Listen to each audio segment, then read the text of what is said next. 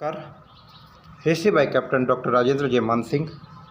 ऐतिहासिक अध्ययन और अनुसंधान की इस कक्षा में मैं captain doctor Rajendra, associate professor, department of history, government Dungar college Bikaner, आप सभी का स्वागत और अभिनंदन करता हूं।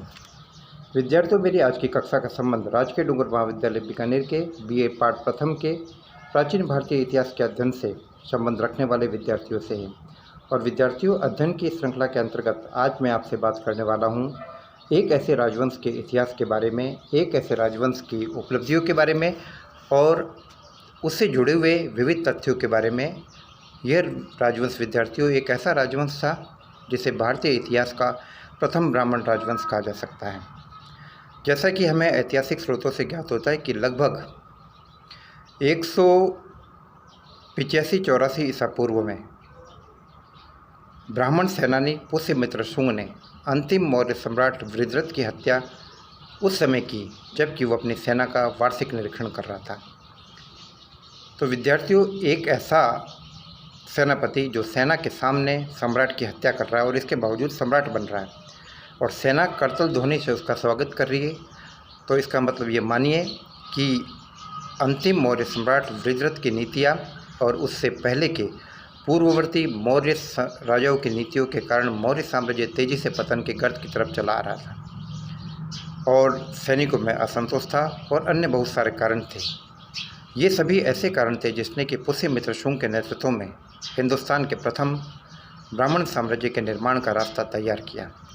विद्यार्थियों, पुष्यमित्र शुंग ने सत्ता तो हासिल कर ली, लेकिन उसके सामने चुनौतियाँ बहुत सी थी। ये चुनौतियाँ राजनीतिक क्षेत्र में भी थी।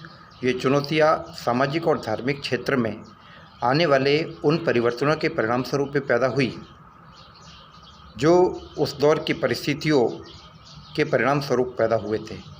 तो आज की कक्षा में विद्यार्थियों, हम आपसे बात करेंगे इन सभी प्रकार के सामाजिक और राजनीतिक परिवर्तनों के बारे में, पुष्यमित्र शुंग की धार्मिक और राजनीतिक नीति के बारे में। विद्यार्थियों, इससे पहले की कक्षा में मैंने आपसे बात की थी ब्राह्मण सेनानी और सम्राट पुष्यमित्र शुंग, जिसने कि लगभग 185 से लेकर 149 ईसा पूर्व तक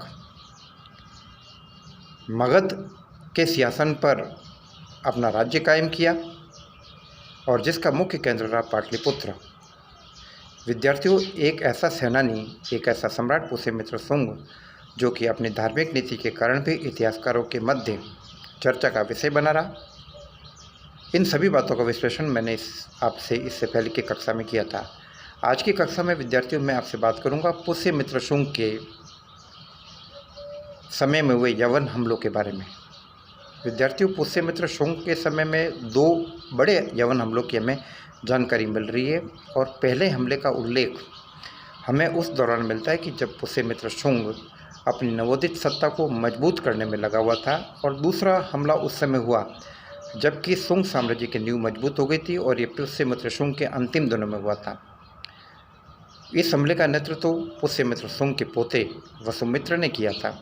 इसके अलावा पुष्यमित्र शुंग के समय में हमें विदर्भ से हुए संघर्ष का भी उल्लेख मिलता है और हम ये देख रहे हैं कि किस प्रकार से पुष्यमित्र शुंग के बेटे अग्निमित्र ने, जैसा कि मालवी का अग्निमित्र हमसे ज्ञात होता है, कि किस प्रकार से विदर्भ के मामले में हस्तक्षेप किया और विदर्भ को किस प्रकार से शुंग साम्राज्य में शामिल किया गया। इन सभी बातों का विवेचन विद्यार्थियों में आज की कक्षा में करूंगा और साथ ही साथ मैं आपसे बात करूंगा पुष्यमित्र शुंग द्वारा किए गए अश्वमेध यज्ञों के बारे में। विद्यार्थियों, अश्वमेध यज्ञ के बारे में ऐसा कहा जाता है कि पुष्यमित्र शुंग ने एक नहीं बल्कि दो अश्वमेध यज्ञों का संपादन किया था और ऐसा माना जाता है कि महाभाष्य के लेखक, महाभाष्य के रचनाकार महर्षि पतंजलि पुष्यमित्र शुंग के राजपुरोहित माने जाते थे और उनके विवरण से भी हमें पुष्यमित्र शुंग के समय में हुए अश्वमेध यज्ञों की जानकारी मिलती है। पतंजलि ने अनिद्यतन लंग लकार श्रेणी का प्रयोग, शैली का प्रयोग करते हुए जो विवेचन किया, उससे ज्ञात होता है कि पुष्यमित्र शुंग के समय में हुए यवन हमले को यद्यपि पतंजलि ने खुद नहीं देखा, लेकिन वो चाहते तो इसको जाकर देख सकते थे। पुष्यमित्र शुंग के द्वारा एक नहीं बल्कि दो अश्वमेध यज्ञों का हमें प्रमाण मिलता है और इस बात की पुष्टि हमें गार्गी संहिता से भी हो रही है, पतंजलि के महाभाष्य से भी हो रही है और इसके अलावा पुष्यमित्र शुंग के नवे वंशज धनदेव के अयोध्या अभिलेख से भी हमें इस बात की जानकारी मिल रही है, जिसमें वो ये कह रहा है कि मेरे महान पूर्वज सेनानी पुष्यमित्र शुंग ने एक नहीं बल्कि दो दो अश्वमेध यज्ञों का संपादन किया। तो विद्यार्थियों, अब मैं आज आपसे बात कर रहा हूँ यवन हमलों के बारे में। और मैं इससे पहले मैंने आपको बताया कि हमें दो प्रकार के यवन हमलों की जानकारी मिलती है। गार्गी संहिता से हमें जानकारी मिलती है कि प्रथम यवन हमला काफ़ी भयानक था और ऐसा माना जाता है कि यवनों ने साकेत, पांचाल और मथुरा पर अपना नियंत्रण कायम करते हुए वहाँ से आगे बढ़ते हुए वे लोग पाटलिपुत्र तक पहुँच गए।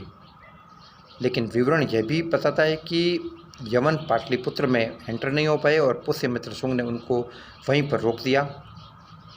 और यह हमला इसलिए भी असफल रहा कि खुद यवनों को ऐसा माना जाता है कि इस हमले का नेतृत्व डेमेट्रियस ने किया था। हमें डेमेट्रियस का उल्लेख मिल रहा है इस हमले के कमांडर के रूप में। और ऐसा कहा जाता है कि इंडो बैक्ट्रियन ग्रीक्स की स्थिति अपने यहाँ पर प्रतिकूल होने के कारण उन्हें वहाँ से लौटना पड़ा। तो इस हमले को सफलतापूर्वक पुष्यमित्र शुंग ने आसानी से इस हमले का निपटा दिया। और दूसरा हमला में विद्यार्थियों हमें मिल रहा सिंधु नदी के किनारे हुए हमले का विवरण मिल रहा है। और मालविका अग्निमित्रम से में ज्ञात होता है कि पुष्यमित्र शुंग के पोते वसुमित्र ने इस हमले का मुकाबला किया। और दूसरा ये जो हमला हुआ था इसके बारे में कहा जाता है कि इस हमले का नेतृत्व मिनेंडर ने किया था। विद्यार्थियों, ये मिनेंडर वही था जो आगे चलकर भारतीय इतिहास में मिलिंद के नाम से प्रख्यात हुआ और जिसने बौद्ध धर्म स्वीकार किया। और बौद्ध भिक्षु नागसेन के साथ हुए उसके वार्तालाप का जिक्र मिलिंद प्रश्न नामक ग्रंथ में मिलता है।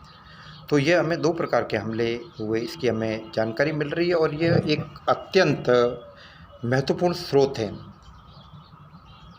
पुष्यमित्र शुंग के हुए समय में हुए यवन हमलों को जानने का। तो पहला हमला पाटलिपुत्र पर हुआ और दूसरा हमला सिंधु नदी पर हुआ। अब विद्यार्थियों, प्रश्न यह पैदा होता है कि यह सिंधु नदी कौन सी है। इस बारे में लेकर इतिहासकारों में अलग अलग मत है। इतिहासकार रेप्सन, प्रख्यात इतिहासकार E.J. रेप्सन, उन्होंने अपने ऐतिहासिक विवरणों में लिखा है कि यह सिंध काली सिंध हो सकती है जो कि चंबल की एक सहायक नदी हो सकती है। लेकिन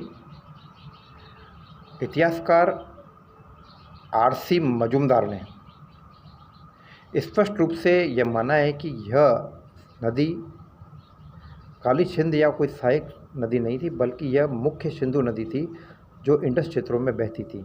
तो हमें इस प्रकार के दो विवरणों की जानकारी मिल रही है। और पुष्यमित्र शुंग द्वारा किए गए अश्वमेध यज्ञ यह भी इस बात की पुष्टि करते हैं कि पुष्यमित्र शुंग ने सफलतापूर्वक यवन हमलों का मुकाबला किया। मतलब यवनों का जो हमला था वो काफ़ी भयानक था, लेकिन पुष्यमित्र शुंग ने सफलतापूर्वक शुंग साम्राज्य की सुरक्षा की। विद्यार्थियों, मैं आपको ये बता दूं कि अंतिम मौर्य सम्राटों के समय में और कमज़ोर परवर्ती मौर्य सम्राटों की कमज़ोर राजनीतिक नीति के कारण और साम्राज्य में फैली अव्यवस्था का लाभ उठाकर इंडो बैक्ट्रियन ग्रीक्स ने साम्राज्य की सीमाओं पर हमले प्रारंभ कर दिए और मौर्य साम्राज्य की अखंडता काफ़ी हद तक खतरे में पड़ गई। मौर्य साम्राज्य के काफ़ी कुछ हिस्से उन पर भी ग्रीक्स का प्रभाव कायम हो गया।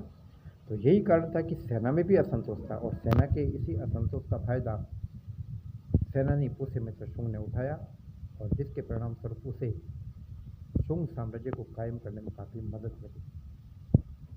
विद्यार्थियों, पुष्यमित्र शुंग की धार्मिक नीति का जब भी विश्लेषण किया जाता है तो पुष्यमित्र शुंग के ऊपर आरोप लगाया जाता है कि वह बौद्ध धर्म का शत्रु था और ब्राह्मण धर्म का पक्षपाती था। इस बात में कोई संदेह नहीं कि पुष्यमित्र शुंग का व्यक्तिगत धर्म ब्राह्मण था और इस कारण उसका व्यक्तिगत झुकाव ब्राह्मण धर्म की तरफ हो सकता है, लेकिन इसका मतलब यह नहीं था कि वो बौद्ध धर्म का शत्रु था। बल्कि इतिहासकारों ने और बौद्ध धर्म के समर्थक लोगों ने पुष्यमित्र शुंग के बारे में ये बातें इसलिए फैलाई क्योंकि इससे पहले तक आर्थिक संसाधनों का जो प्रवाह था, आर्थिक संसाधनों को प्राप्त करने की जो गति या जिस गति से बौद्ध धर्म को आर्थिक संसाधन प्राप्त हो रहे थे, वह गति अब रुक गई। और यह प्रभाव कुछ हद तक ब्राह्मणों की तरफ हुआ। लेकिन इसका मतलब ये नहीं था कि बौद्धों के ऊपर अत्याचार हुआ, बल्कि जब आपको बहुत सारे लाभों से एकदम वंचित कर दिया जाए तो आप में प्रतिक्रिया होनी स्वाभाविक है। और ये प्रतिक्रिया ही ऐसी थी जिसने कि बौद्ध लामा तारानाथ को पुष्य मित्र संघ के खिलाफ लिखने को मजबूर किया। इसके अलावा दिव्यावदान के विवरण, ये सारी बातें ऐसी थी जो कि कुल मिलाकर पुष्य मित्र संघ को धार्मिक दृष्टि से बदनाम करने का एक प्रयत्न माना गया था। तो मैं आगे की कक्षा में इन पहलुओं के बारे में और भी चर्चा करूंगा और आगे की कक्षा में मैं आपसे बात करूंगा कि किस प्रकार से पुष्य मित्र संघ के विदर्भ के साथ संबंध रहे और किस प्रकार से पुष्य मित्र संघ के बेटे अग्निमित्र ने विदर्भ के मामले को सुलझाया और विदर्भ पर किस प्रकार से शुंगों का नियंत्रण कायम हुआ। जय भारत, जय हिंद।